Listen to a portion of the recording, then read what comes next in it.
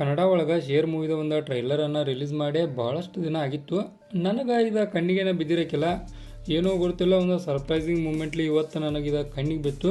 ಬರೀ ಇದ್ರ ಬಗ್ಗೆ ಮಾತಾಡೋಣ. ಶೇರ್ ಅನ್ನೋದು ಒಂದು ಕಿರಣ್ ರಾಜ್ ಅವರ ಅಭಿನಯದ ಒಂದು ಚಿತ್ರ ಆಗೈತಿ. ಇದ್ರೊಳಗೆ ಮೋಸ್ಟ್ ಇಂಪಾರ್ಟೆಂಟ್ಲಿ ಒಂದು ಎದ್ರ ಮ್ಯಾಗ ಫೋಕಸ್ ಮಾಡಿದ್ದಾರೆ ಅಂತೇಳಿ ನನಗೆ ಅನಿಸ್ತಂದ್ರೆ ಒಂದು ಫೈಟಿಂಗ್ ಸೀನ್ಗಳ. ಪ್ರತಿಯೊಂದು ಫೈಟಿಂಗ್ ಸೀನ್ಗಳನ್ನು ನಾನು ಗಮನಿಸಿನಿ. ಎಲ್ಲ ಕಡೆ ಒಂದು ಬೇರೆ ಬೇರೆ ವೆರೈಟಿಯಾಗಿ ಟ್ರೈ ಮಾಡೋಕ್ಕೆ ಪ್ರಯತ್ನ ಪಟ್ಟರು. ಉದಾಹರಣೆಗೆ ಕಿರಣ್ ರಾಜ್ ಅವರ ಒಬ್ಬ ವ್ಯಕ್ತಿ ಮೇಲೆ ಕುಂತು ತಿರುಗೋದಾಗಲಿ, ಆನಂತರ ಮ್ಯಾಲೆ ಹೈತ್ಕಸ್ ಇದನ್ನು ಮಾಡೋದಾಗಲಿ, ಇದನ್ನೆಲ್ಲ ನೋಡ್ರೆ ಒಂದು ಫೈಟಿಂಗ್ ಸೀನ್ಗಳ ಮೇಲೆ ಒಂದು ಭಾಳಷ್ಟು ಒತ್ತು ಕೊಟ್ಟರು.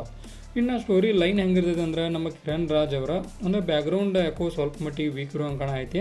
ಒಂದು ಕೆಳಮಟ್ಟದ ಬ್ಯಾಕ್ಗ್ರೌಂಡಿಂದ ಹೋದಂಥ ಒಬ್ಬ ವ್ಯಕ್ತಿ ದೊಡ್ಡ ಒಂದು ಮಾಫಿಯಾ ಅಣ್ಣ ಎದುರು ಹಾಕೋತಾನು.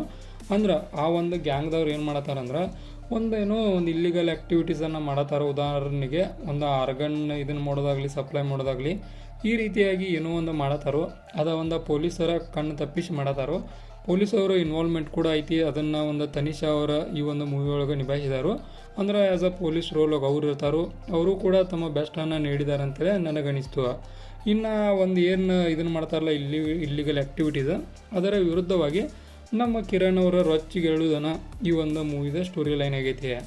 ಅಂದ್ರೆ ಇದ್ರೊಳಗೆ ಇರುವಂಥ ಒಂದು ಸೀನ್ಗಳನ್ನು ಒಂದು ಭಾಳಷ್ಟು ಡೆಕೋರೇಟ್ ಮಾಡೋಕ್ಕೆ ಪ್ರಯತ್ನ ಭಾಳಷ್ಟು ಪಟ್ಟರು. ಆನಂತರ ಓವರಾಲ್ ಆಗಿ ಈ ಒಂದು ಟ್ರೈಲರ್ ನೋಡ್ಕ ಭಾಳಷ್ಟು ಅರ್ಥ ಆಗದಿದ್ದರೂ ಕೂಡ ಒಂದು ಚಲೋ ತಮಗೆ ಮಾಡೋಕ್ಕೆ ಭಾಳಷ್ಟು ಪ್ರಯತ್ನ ಪಟ್ಟರು ಅನ್ನೋ ಫೀಲ್ ನನಗೆ ಡೆಫಿನೆಟ್ ಆಗಿ ಬಂತು. ಇನ್ನು ಈ ಒಂದು ಮೂವಿ ಒಳಗೆ ನನಗೆ ಸ್ವಲ್ಪ ಮಟ್ಟಿಗೆ ಡಿಸಪಾಯಿಂಟ್ ಮಾಡಿದ ಫ್ಯಾಕ್ಟ್ ಏನಂದ್ರೆ ಆ ಡ್ಯಾನ್ಸ್ಗಳು. ಯಾಕೋ ಒಂದು ಮಟ್ಟಿಗೆ ಆ ಡ್ಯಾನ್ಸ್ಗಳನ್ನು ನೋಡೋಕತ್ರ ಇದೇನು ಓಲ್ಡ್ ಇವನು ನೋಡಿದಂಗೆ ಅನ್ಸಾಯಿತು. ಅವನೇನಾರ ಚೂರು ಬೆಟರ್ ಮಾಡಿದರೆ ಇನ್ನೂ ಕೂಡ ಬೆಟರ್ ಆಗೋ ಚಾನ್ಸ ಭಾಳ ಇತ್ತು.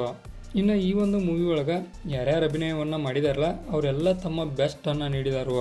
ಡೆಫಿನೆಟಾಗಿ ಅದನ್ನು ಕೂಡ ನಾವು ನೋಡ್ತೇವೆ. ಅಂದ್ರೆ ಏನು ಒಂದು ಸಿನಿಮ್ಯಾಟೋಗ್ರಫಿ ಅಂತೇಳಿ ಬಂದ್ರೆ ಅದಕ್ಕೆ ಏನು ಕೊಡಬೇಕಲ್ಲ, ಡೆಫಿನೆಟಾಗಿ ಅದನ್ನು ನೀಡಿದಾರು.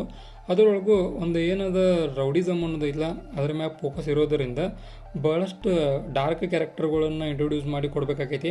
ಡೆಫಿನೆಟಾಗಿ ಅದನ್ನು ಕೊಟ್ಟಾರು ಕೂಡ ನನಗನಿಸ್ತು. ಇನ್ನು ಆಲ್ರೆಡಿ ಹೇಳಿದಂಗೆ ನಾ ಸಾಂಗ್ಗಳನ್ನು ಬೆಟ್ಟ ಉಳ್ಕಿದ್ದೆಲ್ಲ ಬೆಸ್ಟ್ ಇತ್ತು.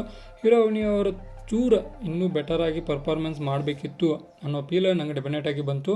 ಓವರಾಲಾಗಿ ಈ ಒಂದು ಟ್ರೈಲರ್ ಈ ಒಂದು ಟ್ರೈಲರ್ಗೆ ನನ್ನ ಕಡೆಯಿಂದ 5 ಸ್ಟಾರ್ಗೆ 3.5 ಸ್ಟಾರ್ನ ಕೊಡ್ತಾನು. ಇನ್ನೊಂದು ಚೂರು ಬೆಟರ್ ಮಾಡಬೇಕಿತ್ತು ಅನ್ನೋ ಫೀಲ್ ಡೆಫಿನೆಟಾಗಿ ಬಂತು. ಕಿರಣ್ ರಾಜ್ ಅವರ ತಮ್ಮ ಬೆಸ್ಟನ್ನು ನೀಡಿದಾರು.